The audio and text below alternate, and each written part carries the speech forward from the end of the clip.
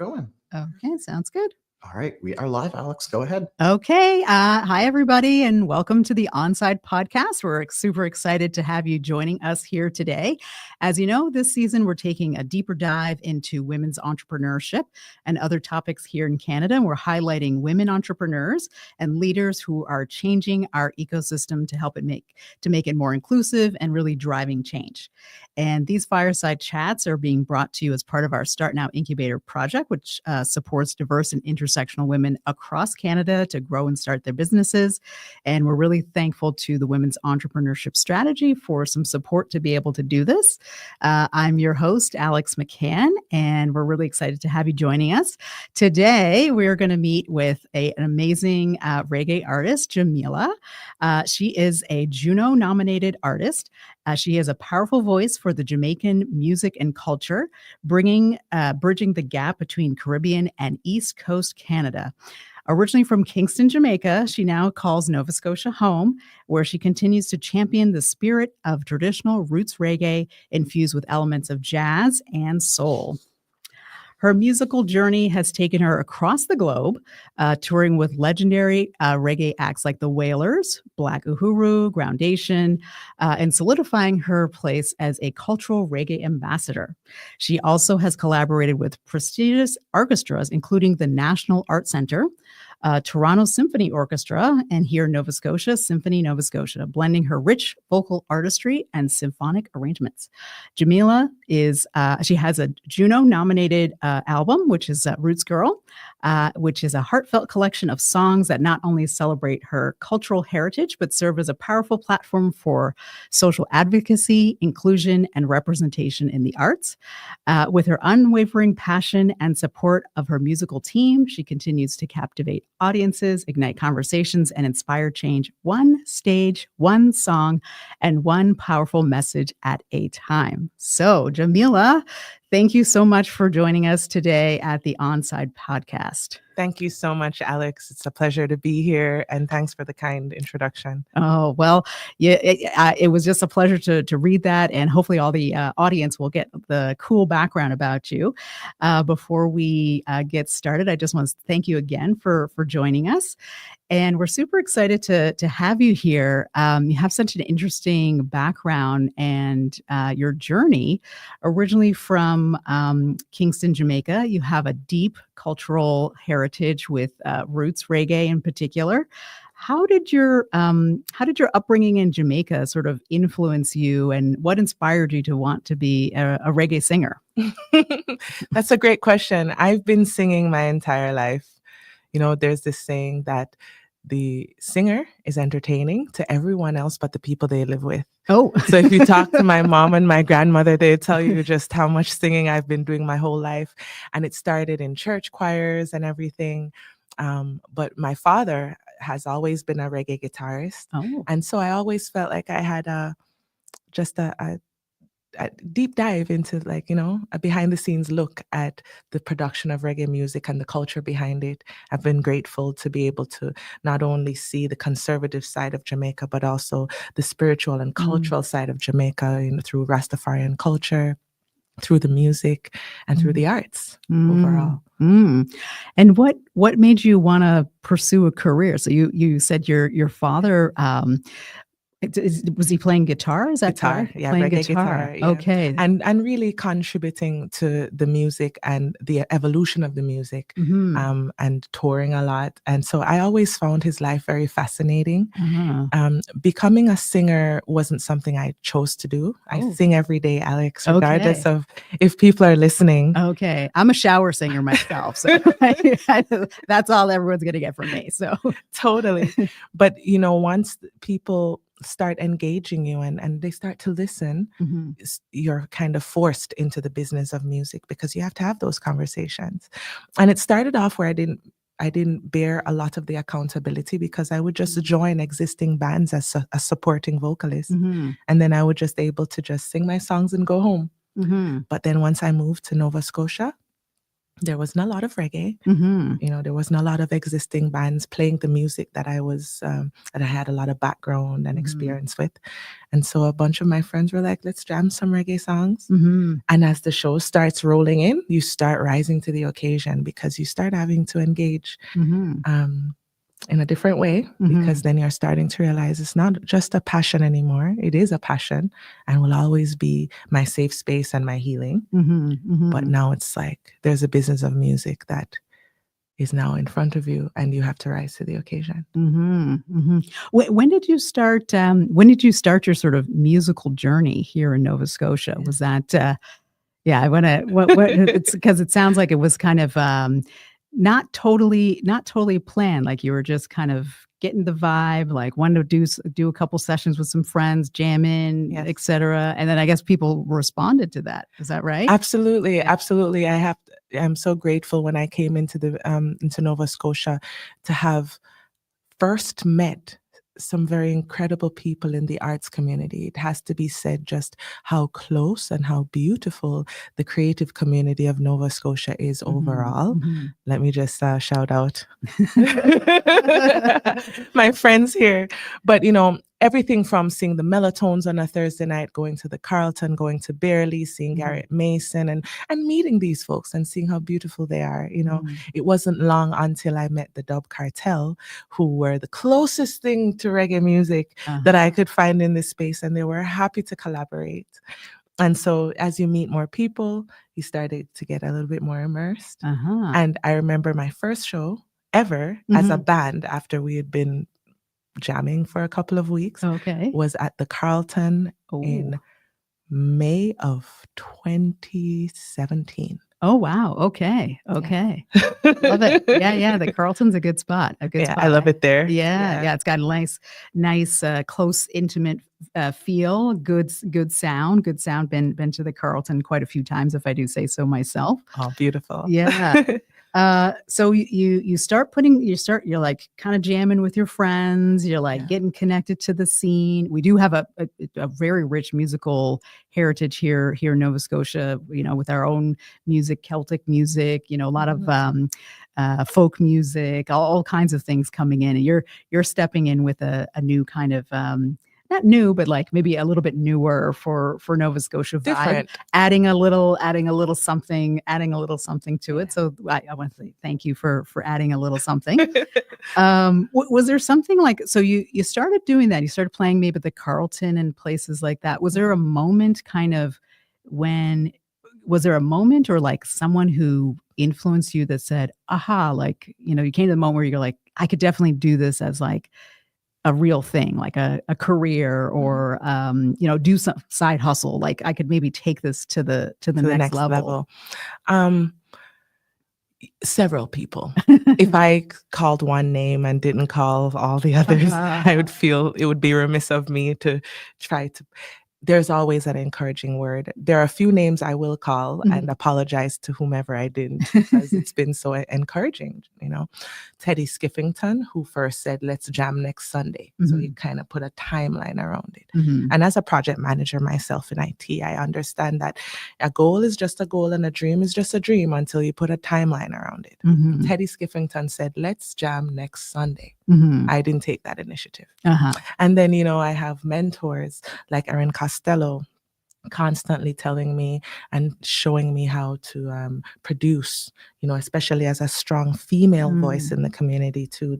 The arts have a tendency and a history of being male dominated, especially in certain roles as it relates to production and, kind of some of the more powerful behind the scenes roles. And I'm really, really grateful for strong voices like an Erin Costello, my friend Ben Barton Krillman, my friend Richard McNeil, constantly making time for me and investing their time.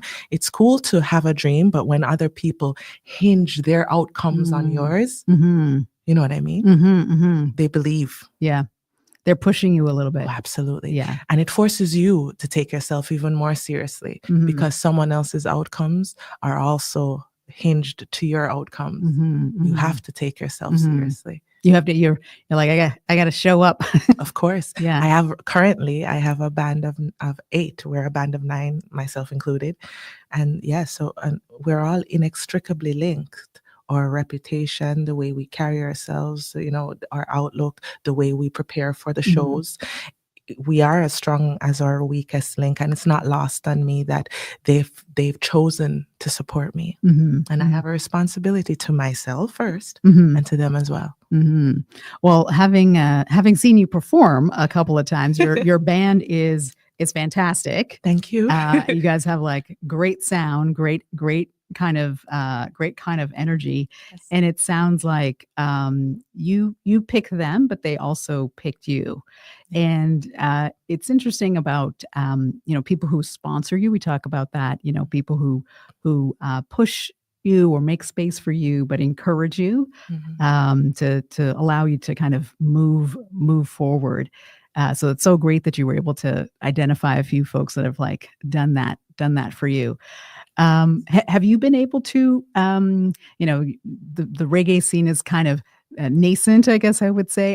Have you been able to find other folks as well that you think need to be sponsored or helped along the way, kind of in the music arts as well, or? Yeah, that's a great question, and such a pertinent one, because I am always looking out for ways that I can help, and I will make time for whomever I can, who thinks that I have something to share.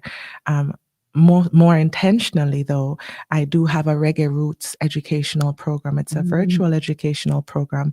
I can't take all the credit for it. The National Arts Center Orchestra and Daniel Bartholomew Poyser, incredible orchestral conductor and a powerful Black voice in Canada as well, collaborated with me again, hinged their outcomes on me and believed in me and gave me the opportunity to contribute as an artistic director and as the voice and presenter of this virtual educational program. Now it's available to all Canadian students free of cost. It's kind of more focused at students between ages 5 and 12, but I've presented it as a pops show to everyone of all ages, and it's been well received. It's one of my favorite persons in my entire life is my grandmother. And she was a kindergarten school teacher, and I love her so much, and I've seen the impact she's had on my very small rural community up in the mountains of Jamaica.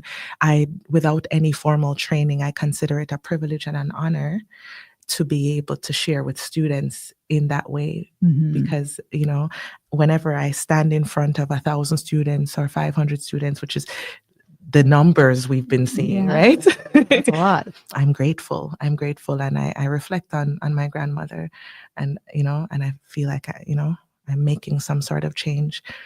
And it's the most beautiful thing, Alex, to hear the students receive it or say they had such a good time or take the time to pen a letter to me. Those are some of the most beautiful parts of my career and my journey so far. So in terms of giving back, that's kind of what I've been doing on a larger scale. And I'll make time for whomever I can. Oh, that's amazing. Well, I had a chance just to see you on YouTube, so I encourage anybody to take a listen. I saw your performance with the orchestra. Amazing. That's why I knew a little bit about that and some of that work. So youth is a very important aspect of what you do. So that your music as well as connection with youth are two things that are really, and I think that we see this a lot with entrepreneurs, or we see this a lot we have a lot of programs that focus on women, is giving people the opportunity to create a space, a safe space, or I know people don't like saying safe space anymore, as welcoming of a space as you possibly can make, where people can connect to something bigger than themselves and imagining something kind of bigger. So it sounds like that's something you're pretty passionate about in this work that you're doing with youth and all that. Absolutely, I concur. Growing up, I did not see the representation of what I've been lucky enough to stumble into. Like, I could not have fathomed it. I hadn't seen a Black Jamaican woman immigrant singing with an orchestra. I hadn't seen it. I didn't conjure it up either. Mm-hmm. But I am happy that I was given the chance to be the conduit for that and act as representation. So, like, for example, next month, I shouldn't date this podcast. That's okay. I shouldn't date this as of this podcast. date. That's okay. That's okay. Podcasting rule number 1. Yeah. But sometime in the future. Sometime in the future, I'll be addressing some students at an after-school program that are specifically focused on marginalized students and providing the access to music education to students who otherwise might not have had the opportunity to do that for whatever barrier or reason. And I am so happy that I'm giving them the representation I lacked. I didn't see that growing up, and so I couldn't imagine it. You know what I mean? Yeah. Well, it's interesting when I saw the performance just online, but when I saw the performance, I was like, wow, you know what? I don't think I had ever seen anything like that. I had not seen kind of a reggae artist with a big, large, traditional symphony with all of the kind of traditional Western instruments, playing at that rhythm or with those beats or like giving it. And there's definitely like a different sound. Like the sound is so large. The stage is so large. The view is so, immense. And even, whether it's Black opera singers or other folks, like there are not that many stages where people are showing up at that kind of venue, other than, like large music concerts or things like that. So it's a very interesting platform and place to be, to show, yes, I can be here. I can be in this beautiful place with this beautiful orchestra, and and blend the two different different cultures. So we'll put it in our like links and all that kind of stuff, so people can go hear and see for them, see for themselves. Yeah. But one of the things, when we think about reggae, at least for me, and probably many people, is that we know that it's such a powerful message driven genre. And you talked about your father and seeing him on stage, and you just shared with us about your grandmother. Are there certain kinds of stories or emotions or things that you're trying to get across in your own music? You have your Juno nominated album. We have another one we'll mention a little bit later. Yes. But is there something that you're trying to get across in your music? That is such a great question. And I'm honing in on that with each production. I think Roots Girl was more of, these are the songs we have. We're going to put it all together and we're going to put it out. Launch it. Yeah, as a piece of work. And then the second album, Woman of the Sun, I have one production under my belt, me and my team and I, and now I can be a little bit more intentional with the messaging. And I was, and one of them that really stuck with me was the power of community, and the importance and power of community. Self-value, reflecting on self, and really honing in on your own power in your authenticity, standing in your authenticity. So like Woman of the Sun is to encourage. There are too many songs out there that are telling our young girls that they're not enough. And I wanted to have a song that was telling people, like, you know what, you're beautiful just the way you are. Yeah. Just the way you are, And there's a value system too in my music, regardless of if the message isn't directed. So some of the value systems is no expletives. Everyone should be able to consume my music, and that's a rule of thumb for me. Another thing is there'll be no disrespect or degradation unless it's the system, you know what I mean. Yeah. Unless it's the forces. No need to degrade women. No need to degrade women or any groups of people, really. Yeah. But there's also an honesty that I aspire towards when I'm talking about the real issues, because there's an honesty that is required for us to be able to address the social issues. And my favorite singer, Nina Simone, said it best, that it's the artist's responsibility to reflect the times.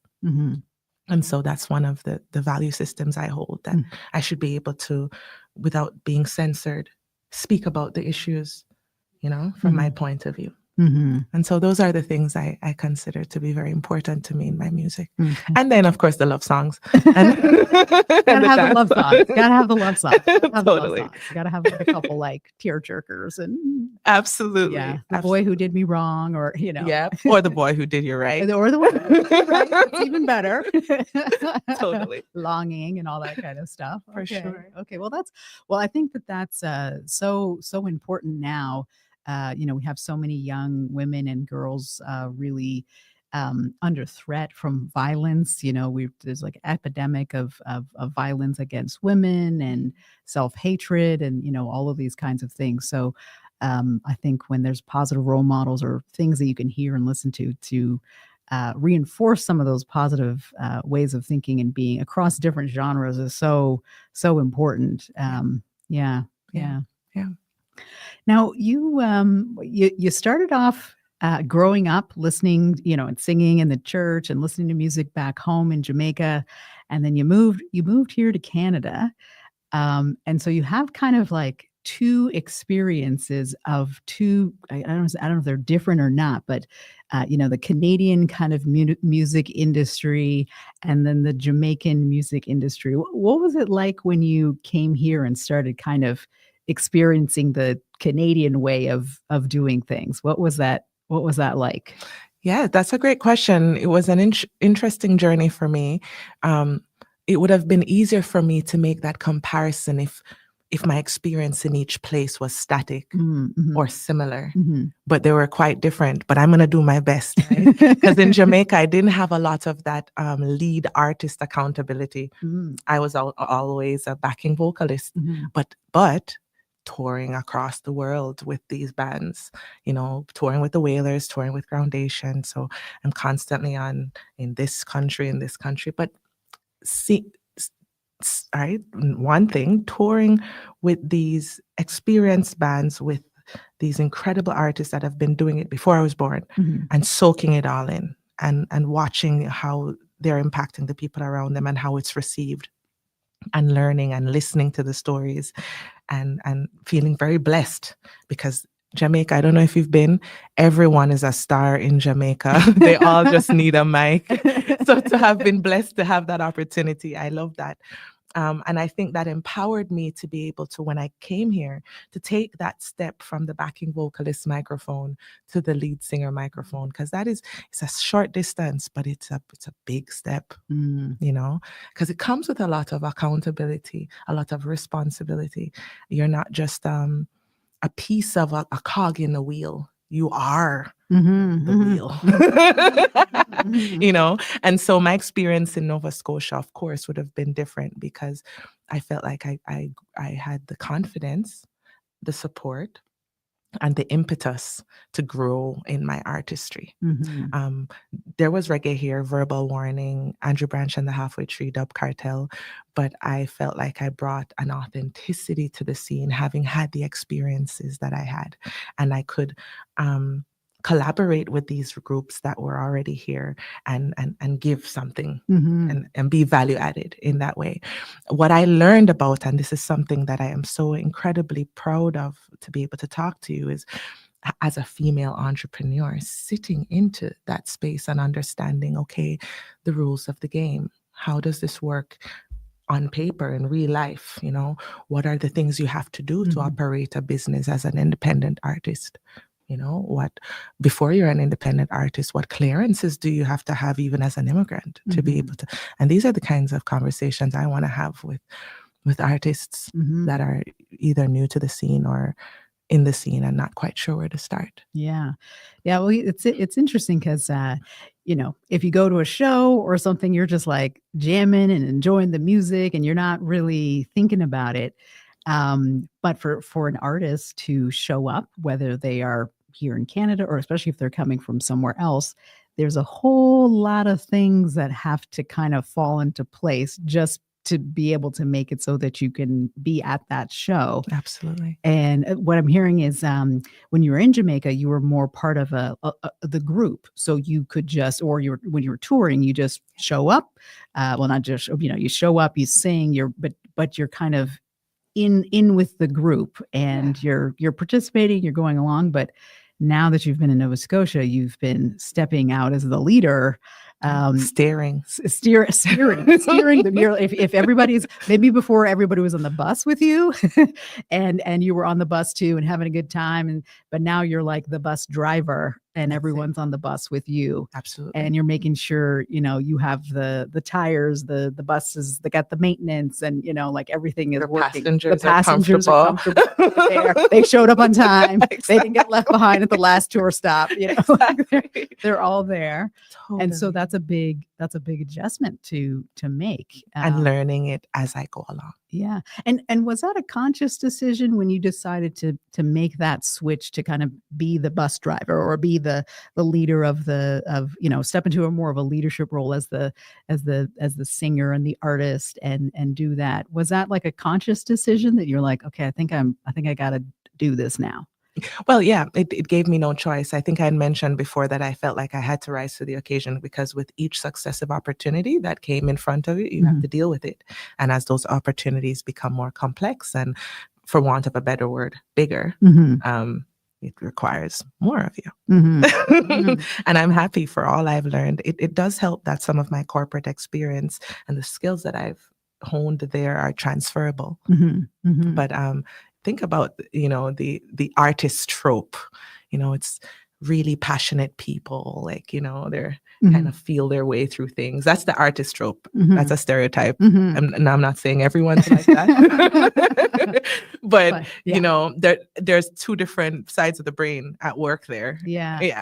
Well, you need the energy and the passion, but you also need the organizational skills. Absolutely. To show. I mean, it's kind of like maybe this is another famous trope, is like the wonderful musician but who never makes it to the stage, because they got distracted or they're playing their guitar, or things like that. Absolutely.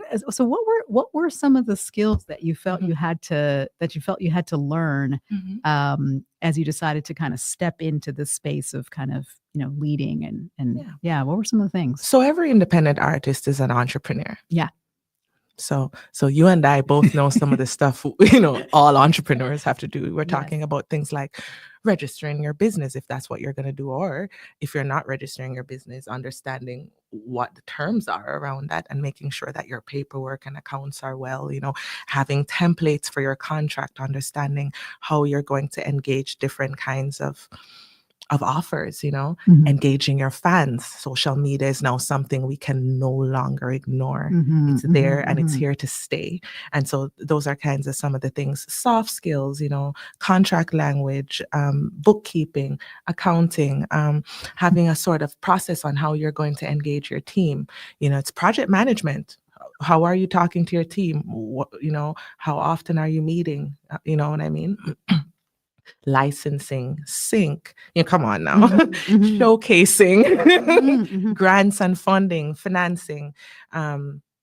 These are the things, and they're real things. Yeah. And these are on top of writing the songs and rehearsing it and showing up on time for your sound check. So all you just described, all the fun things that I'm sure that every artist is like, yes, I totally want to do that. Yeah. Totally want to do that. But those are real things. And they take structure. Yeah. They take structure. You will inevitably have to take a pen and a paper or open your computer and put some structure around your artistry. It must. You must. So when you started to do some of those things, the kind of like administrative things, the like not so fun things about like being an artist. Yes. You mentioned you have like a bit of a project management background. Did that help you to do that, to kind of bridge like, okay, I kind of know what, like I have this creative energy side. Yes. How did that help you? It helped me immensely, and continues to help me to this day as I find out best practices of like ways to engage your team, ways to motivate your team, different soft skills, different practices as how to, agile ways of doing things, like different, I can't say I can take it up like a cookie cutter and drop it over here, but every time a situation arises, you have now a wider pool of resources and skills from which to choose from to be able to handle each successive issue or challenge or problem that might come your way. I also have to to use this opportunity to say my team I'm so grateful for them for showing up every week on time and also honoring that this is a business as well and treating it seriously. And so, yeah, I think we feed off of each other. Good. You have like good energy going. Good energy. Totally. Yeah. Okay. Totally. Well, for anyone who's an artist that's out there kind of in the music industry, are there any things that you would recommend for them to do? Like if they're maybe just kind of getting into it, like things, maybe something you wish that you had known before or, a tip or a trick or not a trick, but just like things you wish you had known. Like as a young artist, kind of like the business side of it. Of course. This is going to sound really, really simple. I'm going to give you 3 gems, if that's okay. Yeah. Please. Open up a document, whether it's Excel, I'm partial to Excel, or Word. Yeah. And start writing down all the live shows that you've done, when you did them, how much you got paid, stuff like that. Income, outcome. That'll help you when you're starting to do your accounting. It'll be very, very helpful at the end of the year. Your songs. Who is contributing to your songs? Write them down. The name of the songs, who played what. Because all of a sudden you have 20 songs and you don't know who contributed what. And that when in the initial stages of jamming, you're not quite sure, you're just having fun. And then your album comes out and there is, just read the history books, man. Oh, this is like, I made that beat, right? I need my 20 million. A story as old as time. Yeah. So that's 1. 2, if you're a part of a beautiful arts community like Nova Scotia, join the local arts advocacy group. So here we have Music Nova Scotia. In the Maritimes overall, we have the East Coast Music Association. If you are Black or have Black heritage, join the African Nova Scotia Music Association. They do have tools. They have basic training. Basic training will teach you how to manage things like royalties, how to seek funding, how to just life skills that every independent artist, and just the networking opportunities you get to meet people who have all invariably had these same questions like you do starting out. So don't recreate the wheel if you don't have to. Go and meet the people and build relationships. And that's my 3rd one. Okay.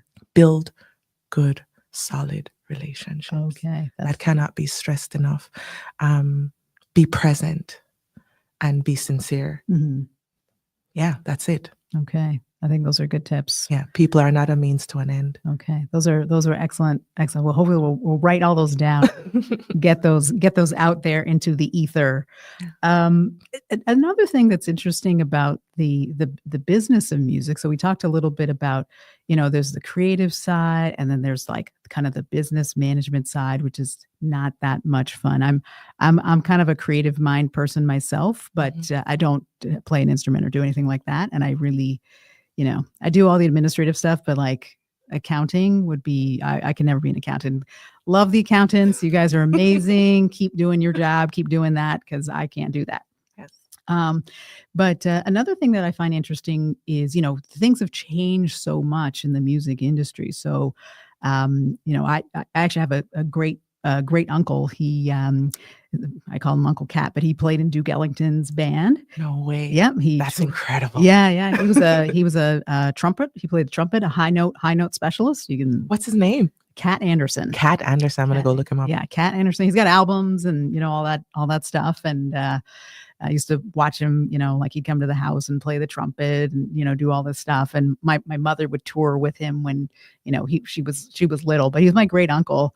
But I think back to sort of like his time of like, being in a big band and traveling the world and, how you would make records or an album or how people would get paid. Compared to today, where, everything's on Apple Music or, I was like, do people buy albums anymore? I have a son. He's obsessed with music. He spends a ridiculous amount of money on actual albums. He was buying all of these albums. We didn't even have a record player. No way. Yeah. We had he had hundreds of dollars of records, but we didn't have, so we were like, okay. So we finally conceded and got him a record player for his birthday. So now he can listen to the music. Good for him. Yeah, he was like buying all these like old, well, not old, but like Lauryn Hill and like all this stuff. What is your son's name? Patrick. Be like Patrick, guys. Yeah, be like Patrick. Patrick rocks. Yeah, Patrick. He's over there at the Taz Records. Like, I actually had I got an alert on our on our mobile app for the banking. It's like overspending. I was, what's going on here? And he's like, I was trying to buy an album and da, da, da, da. I was like, okay, like calm down. So he and some of his friends do buy actual records. Yeah. And I think it's kind of like coming back in vogue, and people want like real tangible things. Yeah. But still a lot of stuff is, online or, streams or, whatever. Mm-hmm. How do people make money in the music industry today? What a great question. Yeah, like I'm still figuring it out, guys. Yeah. I'm still figuring. Like, are there some things that you've tried, or for like people who are kind of starting out, that they should be thinking about, as they're building their business or thinking about that? What are some things you're thinking about in that area? Yes, that is a great question. The revenue potential of the independent artists, or artists overall, whether or not you're independent, is threatened in a big way. The streaming platforms, who have their pros, definitely also have their cons, as the production cost of making the music that they're selling for pennies is exorbitant, and artists cannot, unless you are streaming millions and millions and millions of songs per day, or per period, you cannot make enough money from streaming to sustain yourself. So myself personally, I've put a lot of attention on my live performance, which is where my exposure started anyway. My record came out after I had already done several dozens of shows, and so the reputation I think I've built, and guys, comment and let me know if that's the truth, is from the word of mouth of my live performance. And so I've honed in on that and try to keep it relevant, try to keep it different, try to spice it up, and try to keep it at a certain really good standard, because the more ticket sales you can convince a theater that they're going to have with your act, the better shows you'll get. And so I'm grateful for that. One of the things I've done is I've diversified my act, because the size of my band has been a deterrent for some smaller venues. And so being agile and flexible in that way has allowed me to open up opportunities for smaller venues that with my big band I would not otherwise have, ensuring that I have beautiful looking merch. And back to the record thing, I think there's a culture going on around record collecting right now that I think is really cool. And so I have 2 records as well, and most people want you to sign them. So I think people are looking at it as more of a collector's item than it is something they'll be playing every day, because they can go listen to you on their phone, on Spotify right away. But do I want a piece of this person living in my home for the next 30 years? When someone takes $50 and they buy my gold record, that's Woman of the Sun. And that's why I made them gold. I made them gold because, well, if you want a gold record, you might as well make one. But on the other hand, I'm instant gold record. Right, exactly. Give yourself gold records. No, anyway. But another thing is that the person who decides to take up a $50 record off of a table and ask you to sign it wants a piece of you in their home. And I want to make it a beautiful piece of me. And so having good, beautiful merch has been something that has served me, where even sometimes the shows, if they can't, or I didn't have high ticket sales, there'll be some merch that offsets that. Aligning your brand, so being very intentional around your brand, and that's something I'm still working towards. I'll be doing more work on that, as it was the Juno nomination last year that really forced me to think about my brand and image in a more serious way, because then I felt like with the publicity that came from that, there were eyes all over the world looking at me, and not just in the maritime. And I felt like I I had a responsibility to be more intentional with my branding. And so that's something that is in motion at this time. But aligning your brand will open up a lot of opportunities, like brand ambassadorship. There are companies that are looking for beautiful souls to represent their brand, and everything from liquor stores or alcohols, or all the way to books, publishing companies, anything, really, anything. And everyone has a community, and you have to find which ones resonate with your brand and see if it feels right. But brand ambassadorship is a really good way to make money as well. And I also love the idea of being instrumental in the community, in advocacy. Advocacy doesn't always pay, but when it does, it's also a revenue stream. So, for example, if you're invited to be a keynote speaker somewhere or to share your experiences, for me, I get like this podcast, I get asked to speak about my experience as an artist, as an immigrant, in EDI forums or different kinds of forums. I get to address corporate as well. And I'm really grateful when people are interested in what I have to say. And that's kind of how I make money from music. But don't tell anyone. I would sing anyway. I would sing anyway, Alex. And that's the driving force at the end of the day, is that I like music and I like to sing. Well, we love having you sing, and having seen you perform a few times, I definitely encourage anyone out there to try to get to see you live. If you ever do anything with Symphony Nova Scotia again, I will definitely be there. Thank you. Hint, hint, Symphony Nova Scotia. Wink. And we're getting close to the end of our time. But what are some things that you're up to, and how can people learn about your album? Okay. Some things that I'm up to. So this is 2025, and in March, I'm going to be in Toronto. I'll be doing an after-school program with the System of Toronto students, and then I'll be performing with them on Friday, March 7th. Ooh. Yes. And then the day after that, we'll be at Hugh Rooms Live in Toronto as well for International Women's Day, where I'll be performing with another reggae superstar and Queen Amoy. Ooh. So we're really excited about that. For the rest of the year, look around, visit my website, www.jah'milamusic.com. All my show dates will be there. There are some special ones coming up for this year. Wink. Wink, wink. Yeah. Wink, wink. And I'm just excited to meet you. Come over and say hi. Okay. And if anyone goes to your website, you can also have a little listen to your new album, which has some great songs on there. Women of the Sun, East Coast Family, in case anybody wants to get the Nova Scotia vibe. Yes. Yeah, those are two that I recommend. Why did you call your album Woman of the Sun? That's a great question. I wanted to get that in real quick. It's a little cheesy, but people like cheese. Okay. It's because you missed the sun, or, Well, it could be looked at in that way as well. But Roots Girl was the first album. And when I think about roots, I think about being below the soil. It's dark. There's work happening, but no one's able to see it, And then what happens to roots is that if you water them and you plant them in fertile soil, what's going to happen? Beautiful. Hopefully a beautiful flower comes up. A beautiful plant is going to pop its head through the soil. And I'm not a girl. I'm with each passing day, I'm coming to terms with the fact that I am indeed a woman. Yes. Full grown. Yeah. I hear you.